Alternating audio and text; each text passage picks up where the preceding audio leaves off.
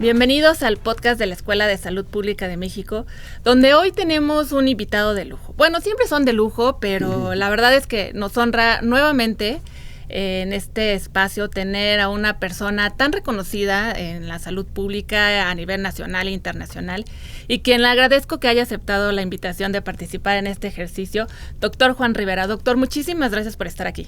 No, hombre, muchas gracias, Nenetzen, por invitarme. Es un gusto y un honor estar aquí.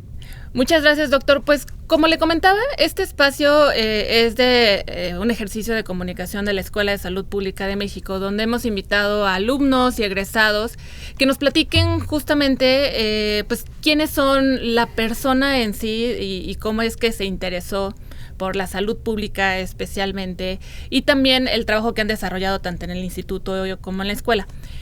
Y una de las cosas que nos gusta mucho es justamente conocer quién era la persona de niño, cómo vivió esa infancia, cómo eran sus papás, cómo era su vida en general.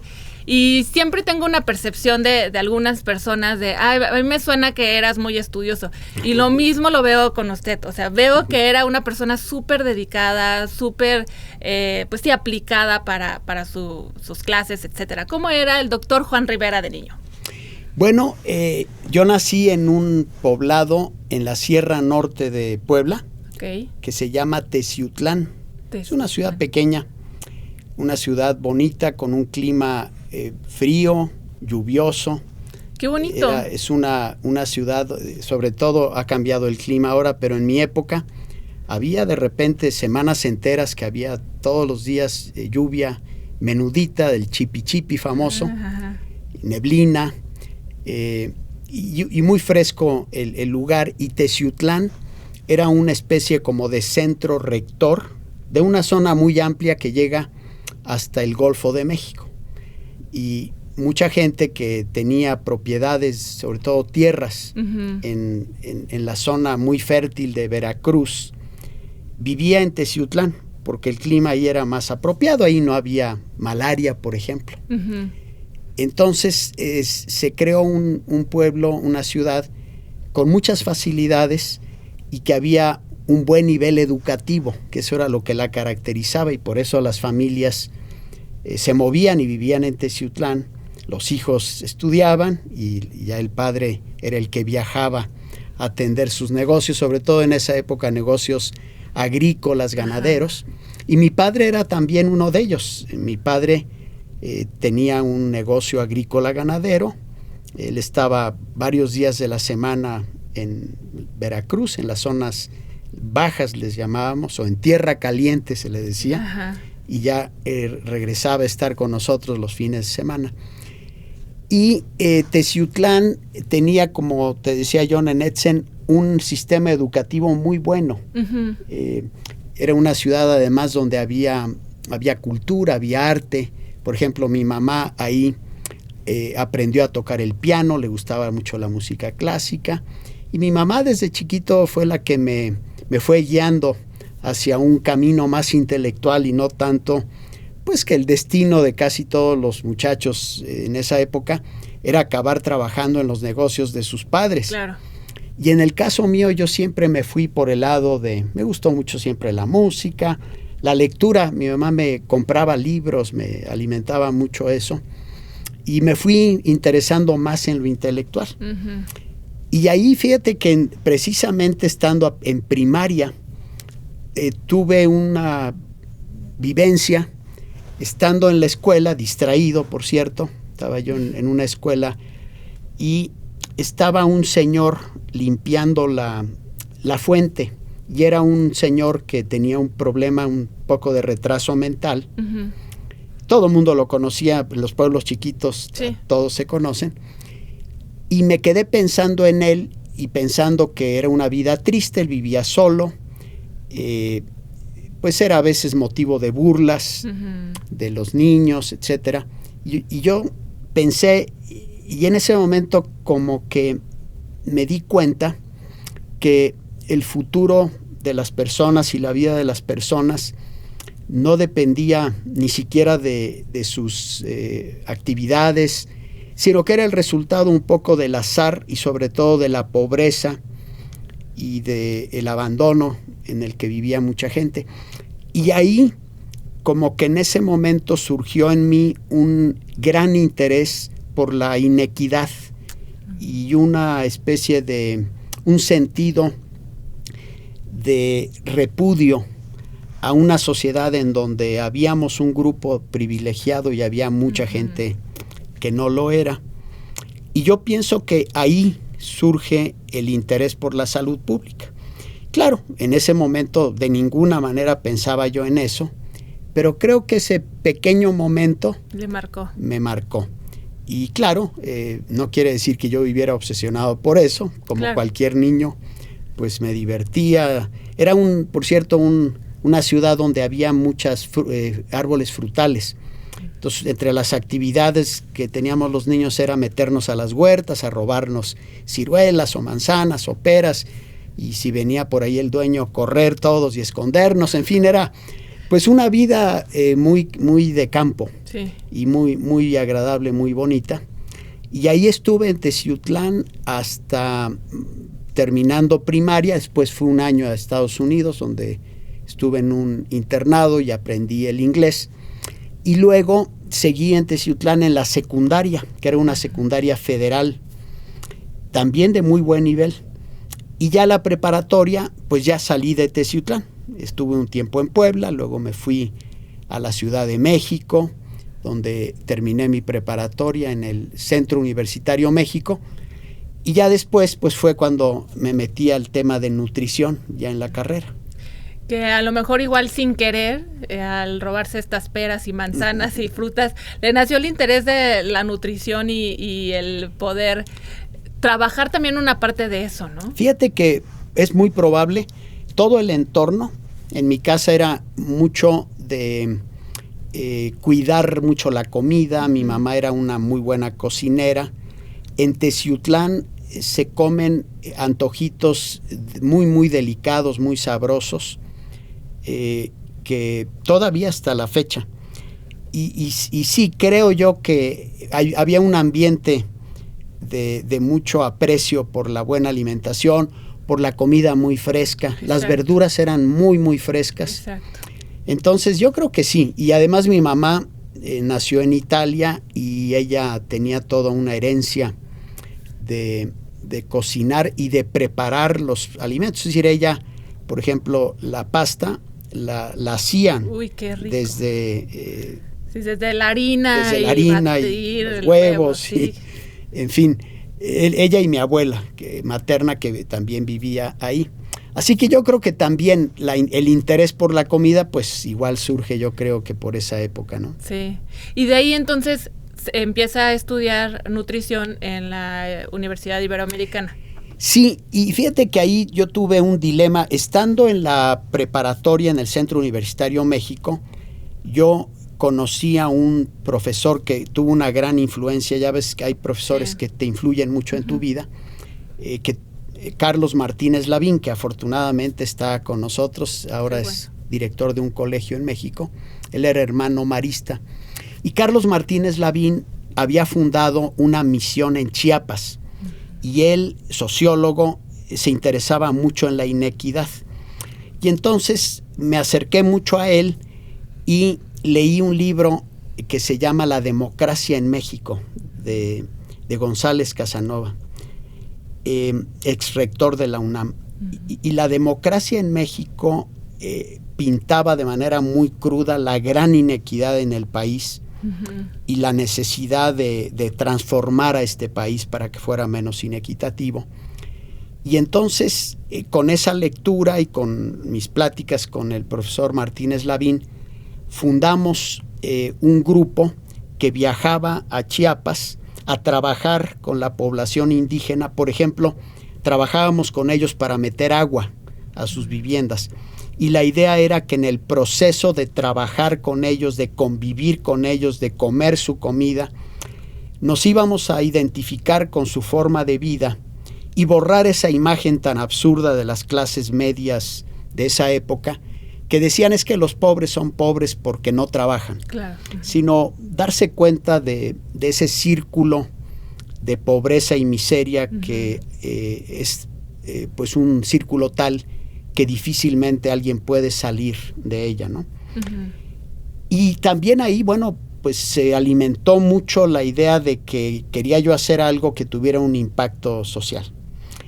Y después estuve yo entre medicina, pero me interesaban mucho los alimentos, y entonces estaba yo entre medicina y la única carrera que había en la UNAM, que era ciencia de alimentos, creo que se llamaba tecnología de alimentos o ingeniería de alimentos. Estuve en ese debate, ¿qué estudiar? Finalmente tomé la decisión de irme por el área de alimentos. Okay. Y mientras estaba yo esperando a entrar a la UNAM, en esa época había un desfase en los calendarios, me enteré que en la Ibero había una carrera que se llamaba Licenciatura en Nutrición y Ciencia de Alimentos.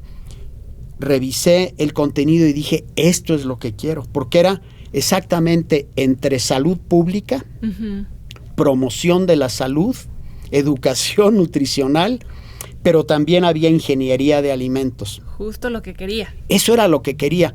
Visité la escuela, estaban apenas empezando la primera generación, el primer semestre, digamos, ya tenía clases, estuve casi una semana escuchando, atendiendo las clases, me permitieron hacerlo, y decidí que eso era lo que ya quería. Ahí se resolvió el dilema. De lo que quería. Y a partir de ese momento, pues la verdad es que siempre he estado trabajando en el campo de la nutrición y salud pública. Uh-huh. Desde ahí estuve en la licenciatura, después hice mi internado con el doctor Joaquín Cravioto, que era el gran nutriólogo de México en aquella época. Hice mi internado en el campo, en el Estado de México. Y después de eso entré a trabajar al Instituto Nacional de Nutrición con el doctor Adolfo Chávez, uh-huh, otro gran salubrista, y el doctor Héctor Burges. Y me fui a estudiar a Cornell la maestría, luego el doctorado. Después de eso me invitaron a hacer mi tesis en Guatemala, en el Instituto de Nutrición de Centroamérica y Panamá, uh-huh, que tiene trabajo en todo Centroamérica, pero yo trabajaba en unas comunidades de la parte oriente de Guatemala, la parte no indígena o mestiza, le llaman allá los ladinos. Uh-huh. Y ahí trabajé mi tesis, y entonces después de terminar mi tesis y graduarme, me dieron un puesto allí en el Instituto de Nutrición de Centroamérica y Panamá, y fui director de un centro de investigación en nutrición y salud, una división de nutrición y salud. Y esto fue hasta el año 93. Uh-huh. Y la razón por la que estoy aquí en el instituto desde esa época es que en una ocasión vine a México ya con mucho interés en empezar a pensar en regresar a México. Y mi esposa, Tere, que la conoces, que estuvo aquí también, sí, también había estudiado el doctorado y estaba en Guatemala. Queríamos ya regresar. Y Mauricio Hernández, que ha sido como un angelito de la guarda. Para muchos. Mauricio me vio en una reunión y me dijo, oye, ¿y cuándo te regresas a México? Le dije, mira, yo estoy tratando de ver si me voy a Jalapa, o pensando un poco en combinar los negocios de la familia con esto. Y me dijo, no, ¿cuál Jalapa? Ni que nada, tú tienes que venirte a Cuernavaca. Ese mismo día venimos a Cuernavaca, me presentó a Julio Frenk. Ajá. Platicamos con Julio, que era el director, y ese mismo día acordamos que yo me integraría al instituto. Mauricio conocía también a Tere. Uh-huh. A Tere le ofreció trabajar directamente con él en proyectos que él tenía con el ABC, con el Hospital ABC, y a mí me ofrecieron lo que yo quisiera. Yo le dije, a mí me gustaría abrir la línea de investigación en nutrición, y si me lo permiten, yo me dedicaría a crear un plan estratégico, claro, para el desarrollo de ese centro. Y así fue. Tuve todo el apoyo de Mauricio, de Julio, para dedicarme pues de lujo, imagínate, sí, casi que a construir un sueño. Sí. Imagínate que te digan, oye, ese es tu sueño, siéntate, hazme una propuesta. Oye, sí, ¿qué más quiere uno, no? Sí, porque no nada más construyó la línea, sino el centro. El centro. Se creó primero una línea, fuimos creciendo dentro del CISP. Exacto. Después hubo 2 años que fui director del CISP, mientras Mauricio estaba en un sabático. Regresó Mauricio, volví al CINIS. Todavía era dirección de área, no era CINIS. No era CINIS. Era una dirección de área dentro del centro que Mauricio dirigía, el CISP. Ajá. Y al poco tiempo, Mauricio se fue del 98 al 2000, creo. Uh-huh. Y ese mismo año, 2000-2001, Jaime Sepúlveda, con gran apoyo de Mauricio, apoyaron mucho la idea de generar el centro de nutrición. Y muy generosamente Mauricio, que bueno, pues tenía un centro muy grande, estuvo de acuerdo en escindir un pequeño grupo uh-huh. de su centro para crear el Centro de Investigación en Nutrición, que se creó hace 20 años, precisamente. Sí, ya y muy exitoso, ya mucho tiempo con mucho éxito, pero además ha trascendido a nivel nacional e internacional. Cada trabajo que hacen y cada proyecto, lo de las normas es impresionante, lo que se ha avanzado. Entonces, usted siempre ha tenido ese impulso también, aún ya no siendo director, después como director general, ha impulsado muchísimo este centro y todas sus líneas de investigación que ya trabajan ahí. Sí, fíjate que cuando creamos el centro desde un principio, teníamos incluso un instrumento que era cómo diseñar una agenda de investigación que sea de relevancia para la salud pública nacional e internacional, pero sobre todo la nacional. En otras palabras, ¿qué preguntas de investigación debemos responder para influir en el diseño de políticas basadas en evidencia? Y esa ha sido la filosofía del centro. Uh-huh. Y claro, siendo muy estratégicos, hemos logrado, pues, tanto impulsar todos los programas que hubo para la prevención de desnutrición y anemia, lo Prospera, Progresa, Oportunidades, luego la parte de Liconza, la leche Liconza, hubo también otros programas, y después nos metimos mucho a evaluar los programas, y con base en la evaluación, modificar los programas también con base en evidencia. Y luego pues de repente nos dimos cuenta que la obesidad estaba ganando terreno. Uh-huh. Y aunque empezamos el centro con desnutrición materno-infantil como tema, que era el gran tema cuando llegué a México, fíjate, en esa época el 26% de los menores de 5 años tenían retardo en crecimiento, desnutrición crónica. 26%, era muchísimo. Altísimo. 30 y pico % de niños tenían anemia. Pero después empieza la obesidad y entonces empezamos a tener una doble agenda, que al final acaba siendo una, Uh-huh. Es alimentación saludable, dieta saludable. Claro. Y entonces en esa segunda, pues también empezamos a trabajar y después de mucho tiempo creamos la jarra del buen beber, sí. No sé si la recuerdas. Claro, por supuesto. Y que todavía sigue vigente en muchos libros de texto de los libros, o sea, todavía está ahí. Entonces es parte del esfuerzo y trabajo que ustedes hicieron.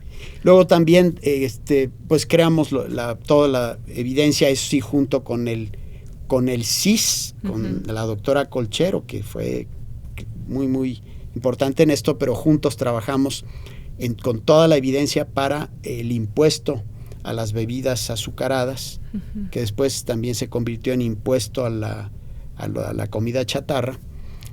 Y después vinieron ya otros, por ejemplo, la regulación, no sé si te acuerdas de las regulaciones en las escuelas, los lineamientos, claro. que en la época en que Mauricio era subsecretario se impulsó mucho. Sí. Lamentablemente después en la siguiente administración se abandonó y ahora se está retomando. Se está retomando y entonces, es un trabajo muy importante también que hicieron. Claro. Entonces fíjate que lo bonito, digámoslo, yo estoy súper agradecido con el instituto porque ¿en qué institución te dan esa oportunidad de crecer, ahora sí, mira, el sueño de crear un centro de nutrición, una línea de nutrición, llevarla a la realidad? Empezamos siendo 2 gentes, después al poco tiempo fuimos 4, digamos, Tere y yo nada más al principio, luego 4, y ahora ves el centro y tú dices, no puede ser, sí, más de 100 investigadoras, investigadores y mucho personal de apoyo. Y además, pues un gran director actual, Simón Barquera, que no solamente recibió la estafeta y mantuvo al centro, sino lo hizo crecer todavía más. Entonces, qué mayor satisfacción que ver eso, ¿no? Sí, definitivamente. Y no nada más esto, todos los proyectos que han desarrollado e impulsado y han permeado en la agenda nacional, sino también todo el personal y los salubristas que han formado desde el campo de la nutrición. Entonces, todo este trabajo que han hecho se ha visto reflejado en los programas que se han innovado y que se han implementado desde la Escuela de Salud Pública de México. Entonces, no nada más es trabajar en el centro, sino también hacer un trabajo de formación muy relevante, muy importante, y que hemos tenido generaciones muy grandes ya de esta parte de nutrición. Sí, ¿no? Sí, fíjate que primero creamos la maestría en ciencias con área de concentración en nutrición. Después la maestría en salud pública con área de concentración en nutrición. Y ya al final el doctorado en salud pública y luego también una maestría en nutrición clínica. Pero lo bonito es que tanto en los programas profesionalizantes, ¿no? La parte de la maestría en salud pública, como en la rama de maestría y doctorado en ciencias, hemos tenido alumnos y alumnas de veras brillantes. ¿Sí? Muchos de ellos han salido después a estudiar al extranjero, algunos están incluso trabajando en el extranjero, pero la gran mayoría están en México, ya sea como investigadores, todos los que estudiaron más maestría y doctorado en ciencias, como la cantidad de personas que están actualmente dirigiendo programas y políticas de prevención de desnutrición y de promoción de la salud. Tenemos actualmente, por ejemplo, la directora de nutrición, de los programas de nutrición en Yucatán, una exalumna extraordinaria. La ex secretaria de salud de Quintana Roo también, exalumna. Y uno se llena de orgullo al ver a nuestros egresados y egresadas que están pues verdaderamente teniendo impacto ya en la población o en la generación de conocimientos. Exacto. Sí, y bueno, que esta parte ha sido muy relevante porque sí, efectivamente los alumnos de la escuela del área de nutrición y otras áreas han sido muy relevantes en esta agenda que comentaba, y a nivel estatal ha sido realmente trascendente el trabajo que han hecho. Doctor, y bueno, regresándonos un poco a esta parte también de después de ser director del CINIS, llega a ser director general. ¿Cómo fue esa experiencia? Le tocó muchas cosas muy, muy fuertes, ¿no? Pero sí. ¿Cómo fue? Platíquenos un poco de esto. Bueno, me tocó una gestión con muchos problemas, que al mismo tiempo que hizo que la gestión fuera difícil, también hizo que la gestión fuera llena de satisfacciones, claro, por haber logrado sobreponernos a todos esos grandes problemas. Fíjate que durante algunos años pensé en algún momento, y también algunos colegas me lo proponían, de pasar a ser director del centro, buscar la dirección del centro, porque de hecho yo en el CINIS estuve como director 15 años. Y era ya mucho tiempo, y ya cuando estaba yo por cumplir 15 años sí pensé que había dos caminos. Una, volver al origen, a lo que me gusta, que es la investigación y la docencia y el trabajar directamente con mis alumnos. Y la otra, que era pues dar un paso para dirigir el centro. Y finalmente, después de mucho pensarlo y de consultar con mucha gente que yo admiro y que quiero, tomé la decisión de competir por la dirección del instituto. Y bueno, pues tuve la fortuna de que la Junta de Gobierno me seleccionó. Había dos muy buenos candidatos compitiendo, que a los que claramente cualquiera hubiera podido, tenían los merecimientos para ser directores. Bueno, me escogieron a mí, y lo que hice yo fue primero crear un equipo de trabajo del que estoy muy orgulloso, porque sí es un equipo extraordinario, pues que fui creando con el tiempo. Algunas personas pues que tuvieron otras ofertas, salieron del equipo, pero durante su periodo que estuvieron lo hicieron también muy bien. Pero terminé con un grupo muy bueno, sí. Y gracias a ese equipo y a la calidad del personal del instituto, digamos, y a la camiseta puesta de la mayor parte del personal, pudimos superar una cantidad de problemas y obstáculos que fueron de veras 5 años en donde no hubo un momento que no hubiera algún problema serio. Uh-huh. Y pues con todo el gusto y el arrojo trabajamos y lo fuimos superando, pero yo repito, yo era el director de orquesta, pero si no hubiera yo tenido ese grupo de apoyo que significaba los directores y directoras de centros, sí. Secretario académico y secretaria y secretario académico, pero además los directores de área y jefes de departamento y todo el personal, pues no hubiéramos salido, porque de veras que lo hicimos bien. Y fue un periodo donde también la productividad del instituto siguió creciendo. Creció muchísimo. Obviamente no por obra mía, sino, bueno, también es un poco el que yo estoy cosechando también, o coseché en ese momento, pues el beneficio de todo lo que hicieron los directores, claro, previos, uh-huh, que tuvieron todos buena gestión. Entonces, claro, llega un momento en el que tú ya tienes un instituto muy maduro, pero pues es muy satisfactorio, ¿no? Haber llegado a más de 400 publicaciones, sí, ¿no? En el 2021.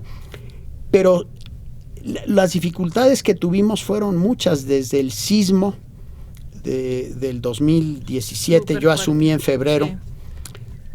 La falta de recursos de parte de la Secretaría de Salud para hacerla en Sanut. También. Digamos que eso fue, personalmente para mí fue lo vi como un fracaso, el no haber logrado conseguir los recursos para la Ensanut en 2017, pero al mismo tiempo fue el acicate que me hizo, número uno, acercarme al presidente del INEGI, tener todo su apoyo, decir vamos juntos a hacerlo, y ellos financiaron una buena parte. Después 14 gobernadores que les tocamos la puerta consiguieron recursos, y ya una vez teniendo eso, la Secretaría de Salud puso lo que faltaba. Y logramos hacerla. Ahora, en vez de haber sido 2017-18, fue 18-19, un año después. Claro. Y eso también me llevó a pensar, no puede ser que cada 6 años estemos pasando la charola y que te digan en todos lados que no. Yo, no sabes las puertas que toqué en el 17. Y en todos lados me dijeron que no había recursos, aunque curiosamente había recursos para la promoción de muchos candidatos a la presidencia, pero no para esto. Entonces yo dije, no podemos depender de la voluntad de los políticos. Y logramos, con el apoyo de la Secretaría de Salud, del secretario, subsecretario, que ahora ya en el presupuesto del instituto se incorpora un rubro, sí, para la Ensanut anual. No es fácil de manejar esos, sí, recursos, ya lo sabemos, pero al menos ahí tenemos ya ese recurso que hizo que nuestro presupuesto en época de crisis aumentara alrededor de 50 millones de pesos para eso. Y así cada reto fue llevando a soluciones. El sismo causó un daño increíble, es decir, afortunadamente no daños estructurales, no daños personales, pero sí muchos daños en elementos arquitectónicos. No pudimos conseguir recursos hasta casi al final de mi administración. Sí. Tú recuerdas que, sí, ya al final terminamos de hacer, pues todo lo que nos indicó el dictamen, sí, estructural que hicieron. Y así, de cada problema que hubo, fueron surgiendo soluciones que, pues al final, gracias al apoyos externos, pero también mucho al trabajo interno, fuimos superando. De modo que sí, fue una gestión muy difícil, complicada, pero bueno, logramos superarla. Y otra cosa que a mí me satisface mucho, la transición a la gestión del doctor Lascano, fue una transición tersa, una, uh-huh, transición muy académica, sin sin mucha visibilidad en medios, que luego lo único que hacen ahí es pues politizar y demás. Y fue una gran transición, y creo que eso también ha permitido que el doctor Lascano esté haciendo una extraordinaria gestión, pues siguiendo algunas de las cosas que ya teníamos, pero con muchas innovaciones también. Sí. Doctor, y bueno, ya como para ir cerrando, ¿qué le deja todo este trabajo, que ya nos comentó algo, pero como persona, o sea, a usted como persona, ¿qué le dejó tanto trabajo, tantas situaciones difíciles que ya comentó? Como persona, como en su familia, ¿qué le dejó y cómo ahora lo está viviendo? Mira, yo creo que toda digamos, mi experiencia en el instituto, lo que me deja es una gran satisfacción, felicidad, porque he tenido el privilegio de estar en una institución que ha apoyado lo que yo he hecho, y que es una institución que nos permite a los investigadores desarrollarnos. Desde luego tenemos nosotros que buscar financiamientos, pero la institución es una institución noble, nos apoya. Además, digamos, estamos en un negocio, en un trabajo que es tan bonito, porque es noble, porque uno se siente satisfecho de estar trabajando todos los días para la salud de la población. Entonces, por un lado, toda mi experiencia del instituto ha sido de gran satisfacción, y yo diría la palabra, aunque parezca un poquito cursi, de veras que de felicidad, ¿no? De estar muy contento. Por otro lado, la gestión como director, en una etapa de la vida en que uno dice, no, pues ya perro viejo ya no aprende trucos nuevos, ¿no? Bueno, es increíble, pero digamos, mi gestión, pues que fue de los 62 a los de los 63 a los 68 años, me hizo más fuerte, más resiliente. ¿Por qué? Porque no había otra. Claro. Y tenías que ser fuerte, resiliente, y pues no andarte quejando, sino más bien ver cómo hacías para superarlo. Pero también, por otro lado, me deja a mí una satisfacción adicional. La satisfacción del cine es una satisfacción de haber creado y construido algo que cuando lo veo, yo digo, qué bonito. Es como cuando ve uno a los hijos, muy parecido. Tú ves a tus hijos y dices, qué barbaridad, valió la pena, ¿no? Y la gestión en el instituto, una gran satisfacción por haber cumplido mi lema. ¿Te acuerdas que era preservar nuestro legado? Sí. Y nuestro legado estuvo en gran riesgo durante los 5 años. La estructura del personal, el mismo edificio con el temblor, pero digo la estructura, que en muchos momentos parecía que nos iban a recortar muchísimo, el presupuesto, en fin, y además, bueno, seguimos creciendo y publicando, y afrontar los nuevos retos. ¿Y cuál fue el nuevo reto? COVID-19. Sí, también. Entonces, la satisfacción de haber hecho eso, y pues eso es muy bonito y muy grande. Y algo que a mí me mantiene muy contento el día de hoy es que volví a mi origen. Estoy ahora haciendo investigación y gozando mucho trabajar con investigadoras e investigadores que fueron mis alumnos, pero también con jóvenes muchachos que están haciendo sus posgrados y que he tenido la oportunidad de empezar a trabajar con ellos. Y eso a mi edad es como un alimento que todos los días hace que te levantes con muchas ganas de hacer las cosas. Y eso es muy, muy importante y un muy buen mensaje para todos los que nos están escuchando y viendo. Eso que comentaba al final, ¿no? El tener satisfacción por lo que hace y además que pueda saber que esto que está haciendo le va a dar felicidad, le va a dar gozo después, el cómo lo está haciendo, qué es lo que está dejando, el legado que está dejando, ya sea a una institución, ya sea a su país, a su familia. Entonces, qué importante eso que menciona. Muchas gracias. Bueno, tuvimos que interrumpir brevemente la entrevista, pero ya estamos de regreso. Y doctor Rivera, bueno, estábamos la verdad muy interesados en todo lo que nos estaba comentando, con todo lo que hizo como director general. Y bueno, ya ahora como exdirector y ya como investigador muy consolidado dentro del instituto, Y me gustaría saber justo eso, o sea, ¿qué sigue para el doctor Rivera? ¿Cuáles son sus metas a futuro? ¿Qué le interesa a nivel personal, a nivel familiar? ¿Cómo va a continuar esta nueva etapa de su vida? Muchas gracias. Pues, mira, Nenetzen, yo pienso que cuando uno llega ya a cierta etapa de la vida, a cierta edad, por algún motivo las prioridades varían, cambian, y algo muy interesante es en términos, por ejemplo, de la investigación y la docencia, una prioridad que surge naturalmente, como muy importante, es el tratar de trascender, pero ya a través de las nuevas generaciones, ¿no? Entonces, yo lo que pienso es que en este momento en el instituto mi papel, en mucho, es ser un poco como un catalizador de investigación, pero también apoyar mucho la formación de los futuros y futuras profesionales de la salud pública, investigadoras, investigadores.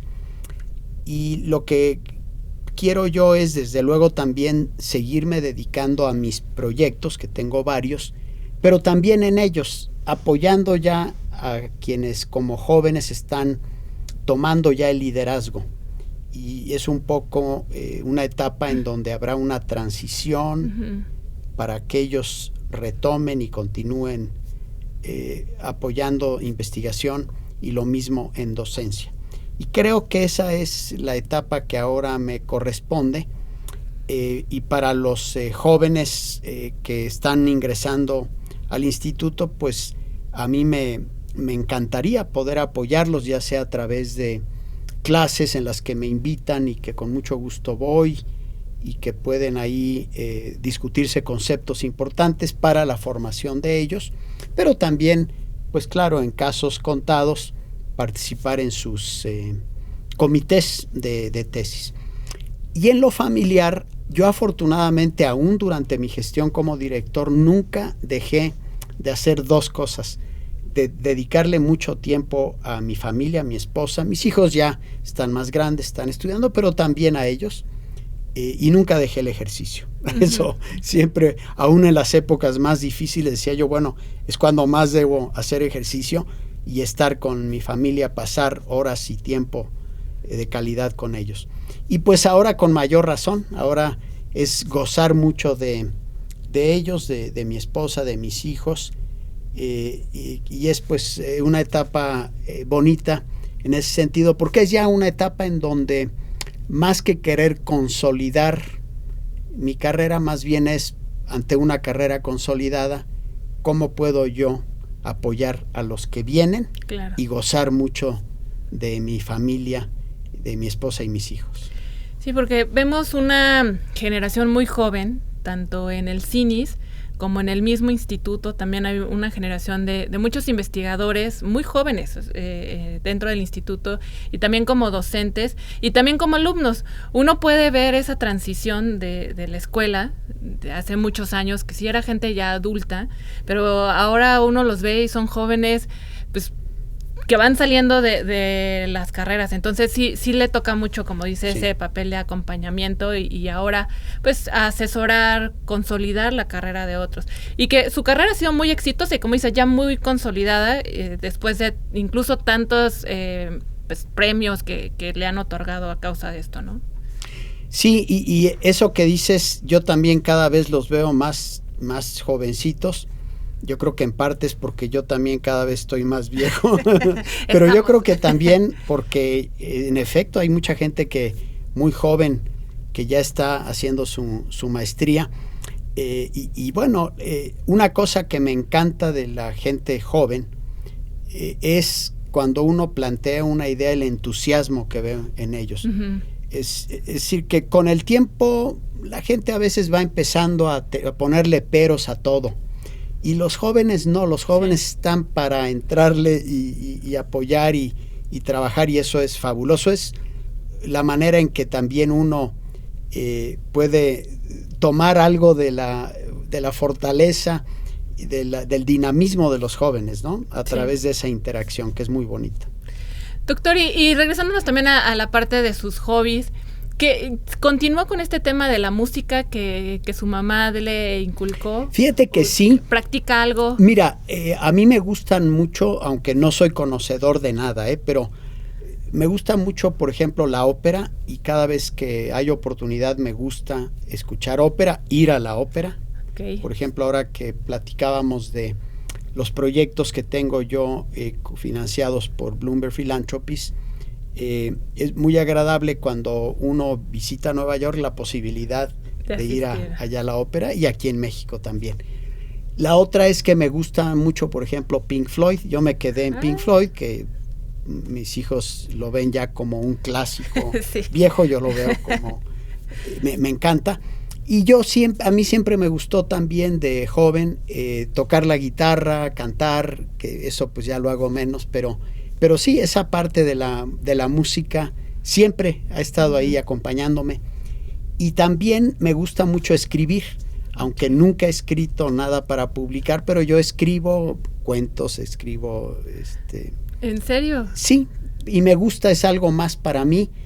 A mis hijos les gusta también cuando yo les muestro lo que les escribo. A veces les escribo cartas en momentos importantes de sus vidas y les gusta cómo escribo, así que ellos me retroalimentan y me dicen, tienes que escribir más. Sí. Y ahorita en esta etapa creo que voy a poder hacerlo más. Claro, y a lo mejor sus memorias, poderlas escribir, y seguro va a ser también un muy buen libro que en algún momento podríamos Pues tener. Sí, espero, a lo mejor vale la pena escribirlas antes de que pierda la memoria y que entonces ya no pueda escribir mis memorias. Sí, exacto. Es una buena opción. Doctor, pues muchísimas gracias. La verdad es que ha sido una plática pues muy, muy satisfactoria desde mi perspectiva, y yo creo que también para los que nos están escuchando y viendo, y también de mucho aprendizaje. Siempre el escuchar gente ya muy consolidada, como ya lo decíamos, muy madura en muchos sentidos, pues es de mucho aprendizaje. Entonces le agradezco mucho la entrevista.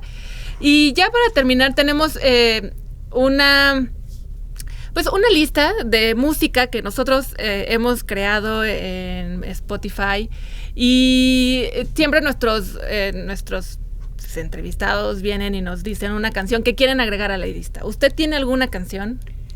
Bueno, yo no sé si ustedes tengan ya las de Pink Floyd, ¿no? Sí tenemos músicas de Pink Floyd, música...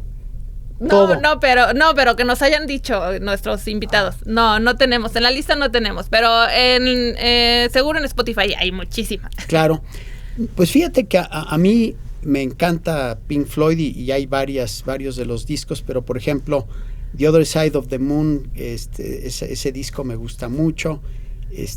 Hay otro que se llama... ¿Alguna canción que le inspire en algún momento? Así de, tengo que hacer este trabajo, me voy a poner esta canción. Fíjate que cuando escribo, cuando estoy trabajando, pongo más otro tipo de música. Por ejemplo, pongo ópera o... Okay. ¿no? Y Pink Floyd es más para cuando tengo yo tiempo de sentarme y escuchar y vivir la música, ¿no? Oh, ok, perfecto. Pues vamos a buscar ese álbum y ponerlo como... The Final Cut también. Ah, bueno, esa es buenísima. Muy buena. Sí, y esa en todos momentos. Sí. Hasta cuando uno se está ejercitando, esa canción esa es muy buena. Es muy buena, sí. Doctor, pues muchísimas gracias, y como regalo de este podcast le vamos a entregar, ahora tenemos un nuevo producto, que es un rompevientos de la Escuela de Salud Pública de México. Mira, qué bonito. Sí, y a usted que le gusta hacer ejercicio, porque sí sabía que le gustaba hacer mucho ejercicio, pues es un obsequio de la escuela, y con mucho agradecimiento por haber asistido a este podcast. Muchísimas gracias. Y espero gracias. lo disfrute y que pues siga haciendo mucho ejercicio. Seguro que lo voy a disfrutar mucho. Okay. Muchas gracias, Danette. Muchas gracias a todos, y bueno, nos esperamos en el próximo. Hasta luego. Adiós.